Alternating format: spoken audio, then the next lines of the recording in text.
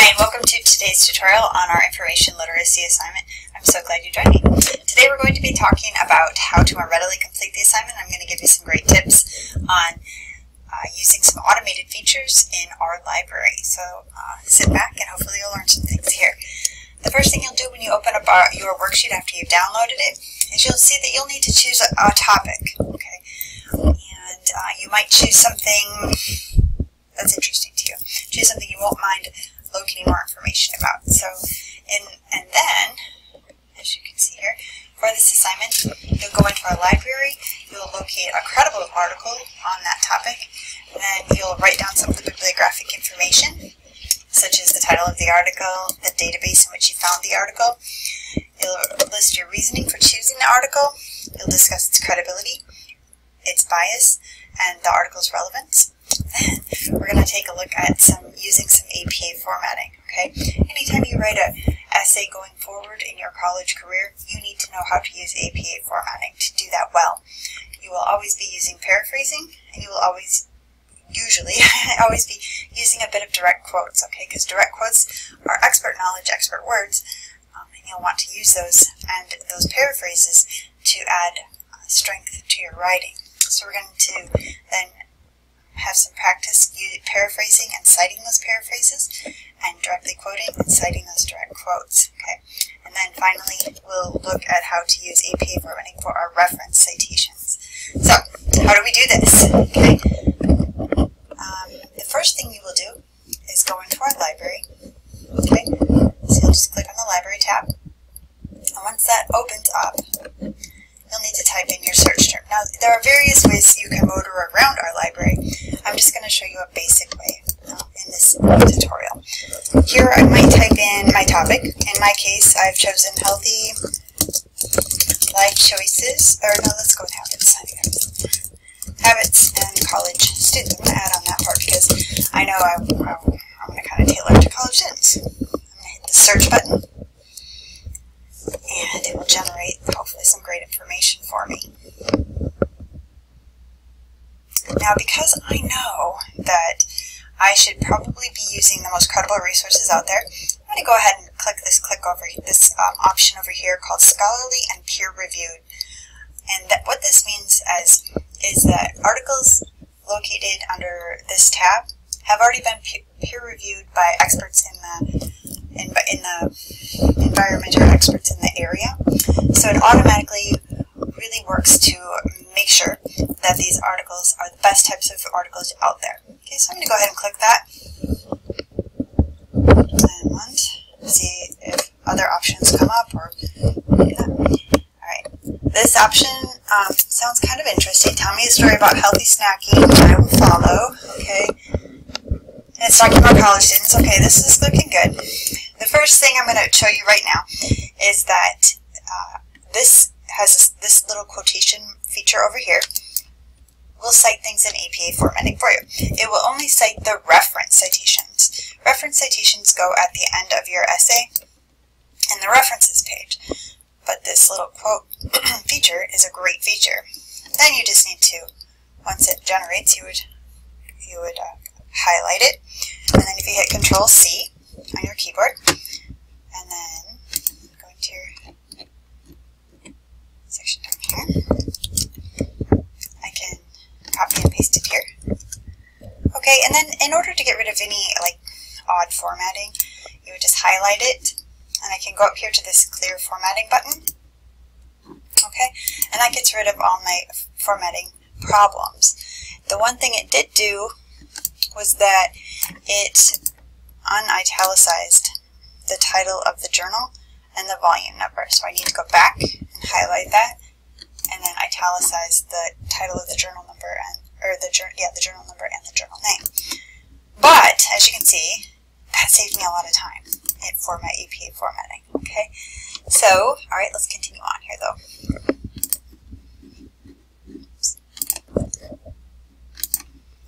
Once I click on this option, if I decided I liked it enough to explore it, and I want to examine it in more detail, I can go in by clicking on it, and then in order to read the full text, I go over to the PDF text button.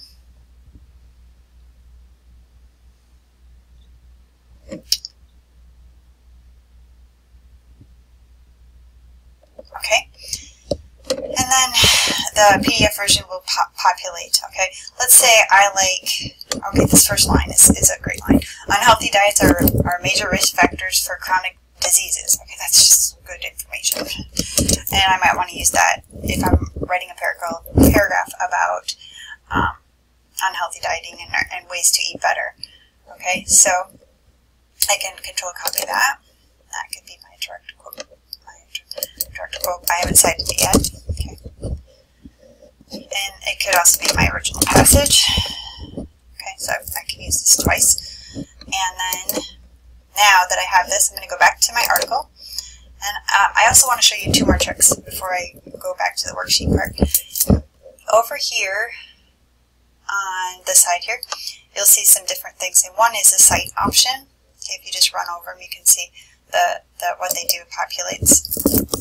Okay, this, when you're inside the database, will also give you an APA option. Okay, so here in this case, I can, it puts it in, any different type of style, but I can, again, find the reference citation here. And then on the previous page, I could also see it over here. It's the same option, but I can hit that cite button, and that will generate the APA formatted reference citation as well. So, a lot of different databases in our library have these automated citation tools, and you should take advantage of using them. Okay. As you can see, when the article also populated, it's called, here, first of all, the article title is here, so that's my article title, but I can see that it also populated in the database EBSCOhost. Okay, if you're ever wondering about the various databases, when you log into our library, you can search all of the data. You'll see these tabs up here, and you can search all the databases. So all of the types of databases are listed here. But when you find an article, if I can find it, it also tells you in which database it was found, as illustrated here. Okay, so here's my article title. I copy and pasted that. I will then go back to my article. I can just copy and paste it here. Alright, database. I found it in EBSCOhost. Why did I choose this article? I would need to write that in. Okay, is the article credible? Yes, I know it's credible because I found it in a peer-reviewed tab. It came from a journal in the scholarly section of the library. Is the author biased? I would have to read it more and make sure she's not biased. And then how is the article relevant? I would have to read the article more and figure it out. Come up with my own answers. Then, down here though, I'm going to illustrate how to paraphrase. So here, my original passage that I found was unhealthy diets are major risk factors for chronic diseases. If I want to put that in my own words, I would say eating or making poor dietary choices when eating increases one's chances majorly for developing a chronic disease. Now, because this information was somebody else's, I need to note the author's last name and the year. So I can go down here, and the author's last name are O and LaRose. So I type their names in. Notice there's no period after the paraphrase. Here I type that in. I get rid of the initials.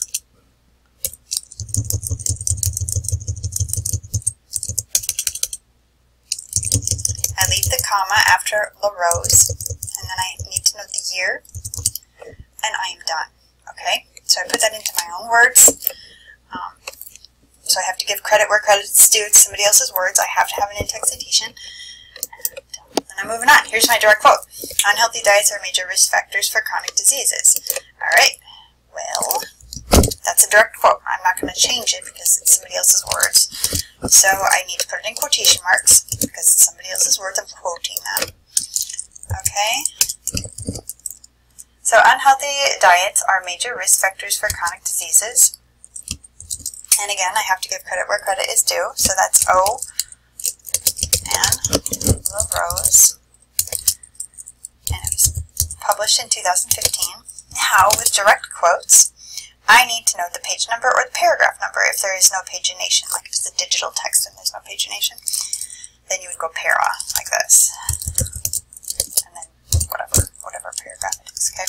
In this case, I think there's a page number. I'm going to go back to my article. And when I hit the PDF text button, it should give me a page number. I know I took it from the first page, but that page might, it came from a journal, so it probably is not going to be page 1. In this case, it's page 962. Page 962. So I go back, and I have to note the page number, 962. Alright. Now, and then I'm done. Okay, so I hope this kind of explains it, but I do want to give you a couple more tips here. Lots of times when you use direct quotes, you also might want to introduce them with, some kind of a signal phrase, like one expert source notes, and then right.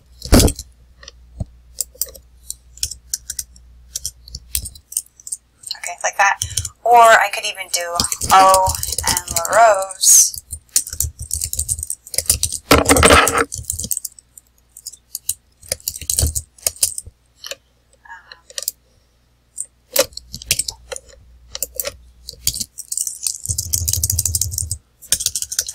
Quote in, and then I already have the bibliographic information, so I just need to get the page number. So I might say, O and LaRose note, quote unquote, unhealthy diets are major risk factors, and then my parenthetical citation for the pagination. So overall, I'm hoping these tips that I offered today in motoring around the library help you. Please ask if you have questions. I'm here to see you succeed, and will do anything I can to help you.